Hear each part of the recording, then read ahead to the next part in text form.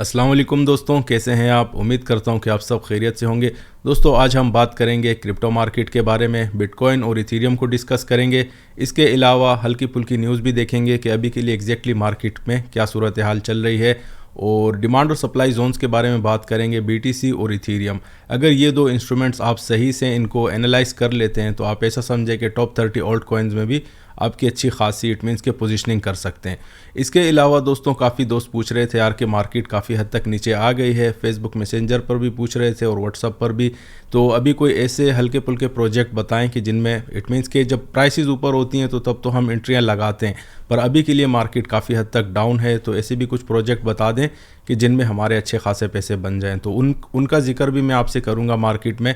It means कि जब हम वीडियो पर जाएंगे, चार्ट्स पर जाएंगे, तो मैं आपको 2-4 कॉइन्स भी रिकमेंड कर दूंगा कि अभी के लिए उनमें काफ़ी अच्छी खासी एक अच्छे सॉलिड प्रोजेक्ट हैं, उनके बारे में बात करेंगे। कल अगर दोस्तों आपको याद हो, मैंने आपको इथेरियम के बारे में कहा था कि अगर 1200 के ऊपर ट्रेड होने लग जाए तो आपकी मार्केट तकरीबन 1350 के एरिया तक ट्राई कर सकती है। और अगर उसके ऊपर क्लोजिंग आ जाए, 1200 का एरिया काफ़ी स्ट्रॉन्ग था, और वही मैंने आपसे कल कहा था कि अगर 1200 के ऊपर आपकी मार्केट में क्लोजिंग्स आ जाती हैं तो मार्केट में हल्के फुल्के आपकी स्टेबिलिटी की तरफ चली जाएगी। उसके बाद आज आपने नोटिस किया कि अभी तक मार्केट दोबारा फिर 1200 के नीचे नहीं गई है। और इसी तरह बीटीसी में भी मैंने आपको बताया था कि 17,500 के ऊपर हमें क्लोजिंग चाहिए, पर बीटीसी की क्लोजिंग्स हमारे पास नहीं आई हैं। तकरीबन 400 के आसपास उसकी क्लोजिंग आई थी, जो एग्जैक्ट आपकी जो सप्लाई जोन है उसके ऊपर मार्केट क्लोज नहीं हो रही। इसीलिए मार्केट में आपकी अनसर्टेनिटी अभी भी है, पर कल और परसों के दिन से काफ़ी हद तक अभी के लिए मार्केट में स्टेबिलिटी आई है। तो जहाँ तक मेरा ख्याल है मंडे तक आपकी मार्केट्स में काफ़ी ज़्यादा क्लैरिटी आ जाएगी। कल सीपीआई का डेटा भी बहुत बुरा आया था, जो कि आपकी इंडिसेस मार्केट के लिए बहुत अच्छा है। यूएस इक्विटी मार्केट की बात हो रही है, और उसके बाद आपने देखा कि किस हिसाब से मार्केट ने जंप किया है। तो ये सारी चीज़ें दोस्तों हम डिस्कस करेंगे, हल्का फुल्का फंडामेंटल, और उसके बाद एग्जैक्टली अभी के लिए, आज के लिए और कल के लिए क्या सिचुएशन बनने वाली है मार्केट की, उसमें मैं आपको चार्ट में गाइड कर दूंगा। दोस्तों किसी भी मार्केट को ड्राइव करने के लिए आपका वॉल्यूम जो है वो सबसे ज़्यादा मेजर फैक्टर होता है। तो इसीलिए हम सबसे पहले वॉल्यूम देखेंगे कि कल का क्या था और अभी एग्जैक्टली मार्केट में क्या वॉल्यूम है। कल जब मैंने चेक किया था दोस्तों, तो हमारे पास 35 से 40 बिलियन डॉलर के आसपास था। काफ़ी हैवी लिक्विडेशन हुई है, और आप अगर वेबसाइट्स पर चेक करें तो आपको खुद भी नज़र आएगा कि तकरीबन 200 बिलियन डॉलर्स जो है ये लिक्विडेशन हुई है। इसमें आम आवाम भी हैं, आपके छोटे मोटे हेज फंड मैनेजर्स भी हैं, ठीक है। तो आज काफ़ी हद तक मार्केट में वॉल्यूम इंक्रीज़ हुआ है, और उसकी मेजर रीज़न मैंने आपको बता दी थी। एक तो अपना जो हमारे पास ऑर्डर बुक होती है उस पर मैंने आपको बताया था कि 1000 के आसपास बड़े ज़बरदस्त इथेरियम में आपके एक्सट्रीम लेवल के ऑर्डर लगे हुए हैं बाइंग के। वो मैंने अगर आप मेरी परसों की वीडियो देखें तो उसमें मैंने आपको ये बात क्लियरली कही थी। आज एक तो वो फैक्टर था, ज़रूरी नहीं होता कि एग्जैक्टली जहाँ पर ऑर्डर लगे हुए हों तो वहीं पर आपकी बाइंग लगे। होता है ऐसा है दोस्तों, जब मार्केट में एक्टिव ट्रेडर्स बैठे होते हैं, जो बड़े प्लेयर्स बैठे होते हैं, वो 40-50 पॉइंट्स का बिल्कुल ध्यान नहीं रखते, और इसी तरह आपके बीटीसी में 400-500 पॉइंट का भी ध्यान नहीं रखते। जब वो स्क्रीन पर बैठे होते हैं तो अपने ऑर्डर्स जो हैं वो इनिशिएट कर लेते हैं। और उसके बाद सीपीआई की जो न्यूज़ आई थी उसने किस तरह मार्केट को हेल्प आउट किया, और कल हमें जो अच्छी खासी मूवमेंट मिली थी उसके बारे में आपको अच्छी तरीके से पता है। तो ओवरऑल अभी के लिए हमारे पास वॉल्यूम काफ़ी अच्छा है, 62.5 बिलियन डॉलर के आसपास इंक्रीज़ आया। तकरीबन आप ऐसा समझें कि 30-35% आज के दिन कल से ज़्यादा इंक्रीज़ आया, ठीक है। Same goes to Ethereum also.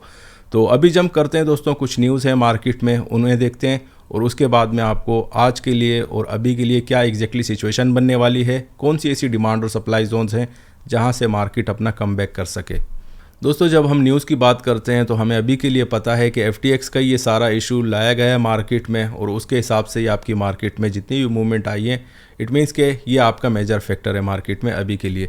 तो अभी के लिए इसके जो न्यूज़ आई है वो भी स्टेबिलिटी की तरफ ऐसे लग रहा है कि जा रही है। FTX Japan resumes withdrawals, FTX Turkey firms up plans, ठीक है।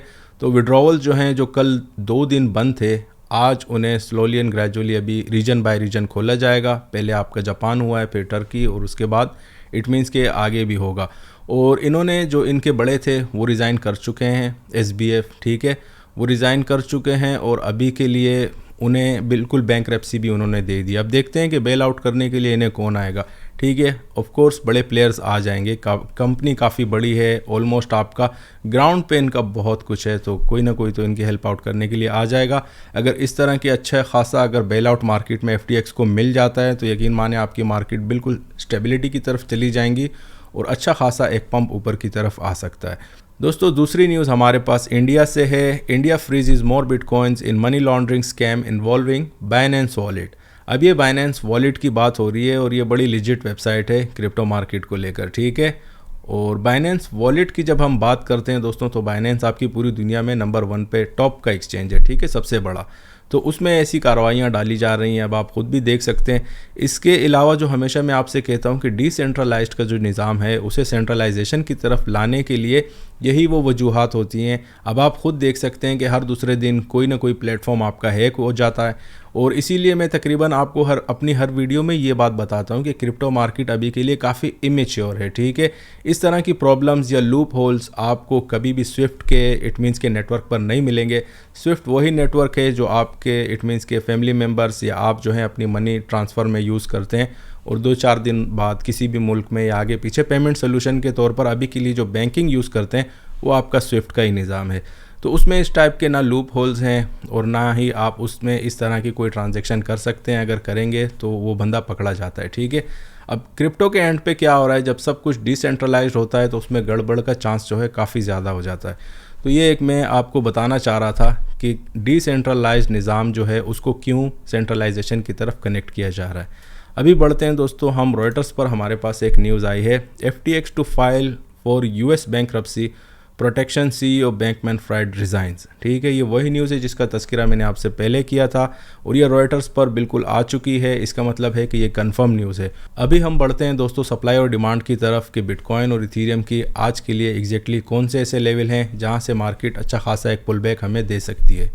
दोस्तों स्टार्ट हम इथीरियम से करेंगे और अगर आपने मेरी कल की वीडियो देखी हो तो उसमें मैंने आपसे कहा था कि 1200 से लेकर 1220 के ऊपर इथीरियम का ट्रेड होना बहुत ज़रूरी है।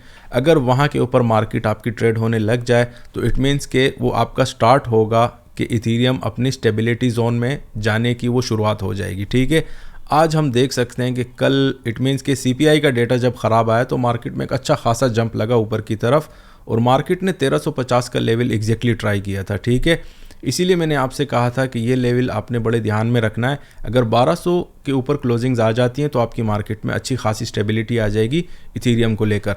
आज आप देख सकते हैं कि 24 घंटे ऑलमोस्ट गुजर चुके हैं और इथीरियम ने जब से 1200 के ऊपर क्लोजिंग दी है उसके बाद उस लेवल के ना नीचे गया है और ना उसके नीचे अभी तक ट्रेड हुआ है। आज की अगर क्लोजिंग्स हमें फिर से 1200 के ऊपर अगर आ जाती है एग्जैक्टली 1220 का एरिया, तो आप ऐसा समझे कि जो उसका नेक्स्ट टारगेट होगा वो आपका 1390 और 1400 तक भी मार्केट आपकी काफ़ी आराम से जा सकती है। और इसीलिए मैं आपसे ये कहता हूँ कि जो डेली क्लोजिंग्स होती हैं ये बहुत ज़रूरी होती हैं। पर एक चीज़ जो अभी मार्केट को मिक्सअप कर रही है ना दोस्तों, आप ऐसा समझें कि बिटकॉइन का है। ठीक है, बिटकॉइन का कल मैंने आपसे कहा था कि 17,500 के ऊपर हमें क्लोजिंग चाहिए, वो क्लोजिंग अभी तक रिपोर्ट नहीं हुई है। तो इसीलिए आपकी मार्केट में अभी के लिए अचानक से कभी मार्केट नीचे चली जाती है और फिर हल्के से ऊपर आ जाती है। अभी US सेशन में भी आपने अगर देखा हो तो इथीरियम ने लो लगाया है तकरीबन 1203 का, पर उसके फ़ौरन बाद ही मार्केट रिकवर हो चुकी थी। तो अभी के लिए क्या पोजीशन बनेगी इथीरियम में वो मैं आपको बता देता हूँ कि 1200 के आसपास एक स्ट्रॉन्ग डिमांड जोन है। आज भी अगर मार्केट इसके ऊपर ट्रेड होती है तो इट मीन्स कि कल से मार्केट में काफ़ी हद तक स्टेबिलिटी आपकी आ जाएगी। हफ्ता और इतवार का दिन वैसे भी फाइनेंशियल मार्केट्स आपकी बंद रहती हैं, तो इट मीन्स के एक 50-60 पॉइंट या 100 पॉइंट तक के इसमें काफ़ी अच्छा खासा ट्रेड हो सकता है आपकी इथीरियम में। ठीक है, लेवल मैं आपको बता चुका हूँ एग्जैक्टली 1200 और 1200 के आसपास में। अभी टारगेट भी मैंने आपको बता दिया कि एग्जैक्टली लॉन्ग टर्म में हम इसे कितना टारगेट कर सकते हैं। और इसके अलावा अभी बढ़ते हैं दोस्तों BTC की तरफ के वहाँ पर क्या सीनेरियो है। बिटकॉइन की अगर बात करें दोस्तों तो इसमें हमारे पास बड़ी मिक्सअप क्लोजिंग आई है, इसीलिए मैं आपसे अभी के लिए एग्जैक्टली ये नहीं कह रहा कि मार्केट जो है वो अभी उसमें एग्जैक्टली पंप आएगा या नहीं आएगा। ठीक है, आप अगर मुझे फॉलो करते हैं तो आपको पता होगा मेरे ट्रेडिंग स्टाइल का कि मैं अपॉन डेली क्लोजिंग्स आपको सारे ट्रेड देता हूँ। ठीक है, तो 17,500 के ऊपर जब तक हमारे पास क्लोजिंग नहीं आएगी तो मार्केट में मेरी तरफ से एक फियर फैक्टर लगा रहेगा कि मार्केट एग्जैक्टली आपकी 15,000 तक फिर से ट्राई करने जा सकती है। ठीक है, अभी रिसेंटली भी आपने देखा होगा कि 16,300 का एरिया ट्राई किया है मार्केट ने।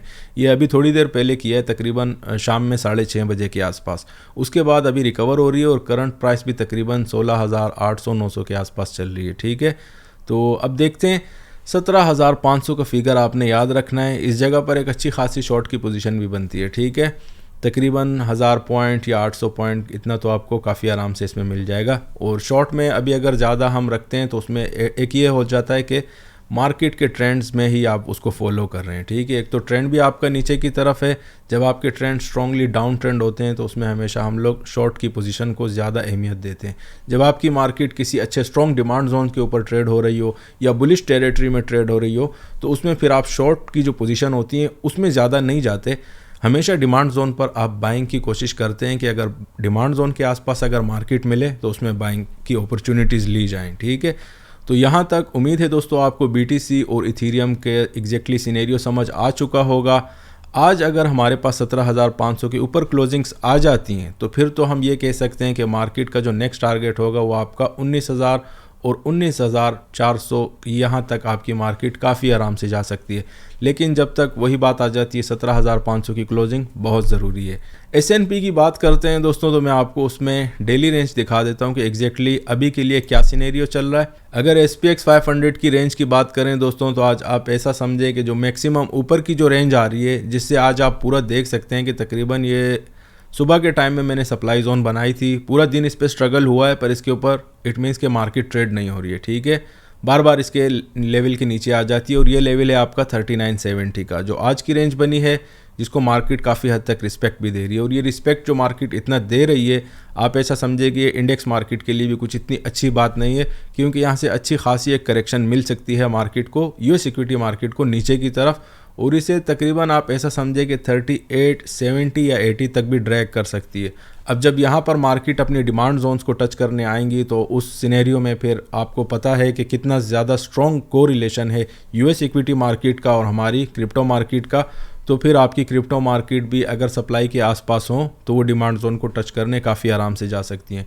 अभी बढ़ते हैं दोस्तों कुछ कॉइन रिकमेंडेशन की तरफ, वो मैं आपको बता देता हूँ कि एग्जैक्टली अभी के लिए कौन सी ऐसी हल्की फुल्की अपॉर्चुनिटीज़ हैं मार्केट में जिनमें छोटा मोटा पैसा बन सकता है। दोस्तों अगर कॉइन रिकमेंडेशन की बात करें तो अभी हमारे पास 2-4 ऐसे प्रोजेक्ट हैं जिनमें आप ऐसा समझे कि शॉर्ट टर्म में भी $2-4 की मूवमेंट आपको इनमें, काफ़ी वोलेटाइल इंस्ट्रूमेंट हैं ये, इनमें आप आराम से पकड़ सकते हैं। ठीक है, तो सबसे टॉप में हमारे पास आ रहा है क्वांट। लास्ट टाइम भी मैंने अपने दोस्तों से यही कहा था कि यार अपना इसको जब भी आपको ये मिलता है 100 के आसपास तो इसमें अभी के लिए अच्छी खासी पोजीशन बनती है, $2-4-5 तो आपको काफ़ी आराम से मिल जाएंगे इसमें। इसके बाद दूसरे नंबर पे है दोस्तों हमारे पास बिटकॉइन कैश, $90 के आसपास इसकी भी काफ़ी अच्छी पोजीशन लग जाती है, तकरीबन $4-5 की मूवमेंट आपको इसमें भी काफ़ी आराम से मिल जाती है। ठीक है, XRP में ये है कि आप इट मीन्स के हैवी भी जा सकते हैं जब भी ये 32-33 सेंट पे आता है, और ये बात तो तकरीबन मैं आपको 2-4 महीने से ही कह रहा हूँ। जो दोस्त मुझे फॉलो करते हैं उन्हें ये पता होगा कि XRP 30 सेंट 32 सेंट के आसपास हमेशा it's always a best buy. ठीक है, XRP की प्राइस भी कम है तो इसमें काफ़ी अच्छे पैसे बन जाते हैं। पोल्का डॉट है ये $5 के आसपास, इट मीन्स में इसमें भी काफ़ी अच्छी ट्रेड बन जाती है हमेशा, जब भी आपको मैंने बताएं तकरीबन $7 से $8 तक तो ये स्लोली एंड ग्रेजुअली चला ही जाता है। ठीक है, तो इस तरह के ये कॉइन थे, इनकी रिकमेंडेशन थी। अगर आप अभी के लिए किसी कॉइन में इंटरेस्टेड हैं तो उसमें अभी के लिए XLM भी बहुत ज़बरदस्त है। ठीक है, स्टेलर ये 9 सेंट के आसपास अभी के लिए चल रहा है। नॉर्मली अभी हल्की फुल्की इसमें पंप आती है 17,500 के ऊपर, लेट सपोज आपका BTC चला जाता है बिटकॉइन, तो फिर ये आपको तकरीबन 11 सेंट के आसपास या 12 सेंट के आसपास मिल जाएगा। इस तरह के जो कॉइन होते हैं ना दोस्तों ये काफ़ी स्ट्रॉन्ग होते हैं। ठीक है, और छोटे मोटे ट्रेड ऐसे स्ट्रॉन्ग कॉइन में अगर लग जाएं तो उसमें ज़्यादा फियर फैक्टर नहीं रहता, अच्छे खासे पैसे बन जाते हैं। तो दोस्तों ये तो थी आज की अपडेट, उम्मीद है आपको पसंद आई है। अगर पसंद आई है तो दोस्तों के साथ ज़रूर शेयर कीजिएगा। शुक्रिया।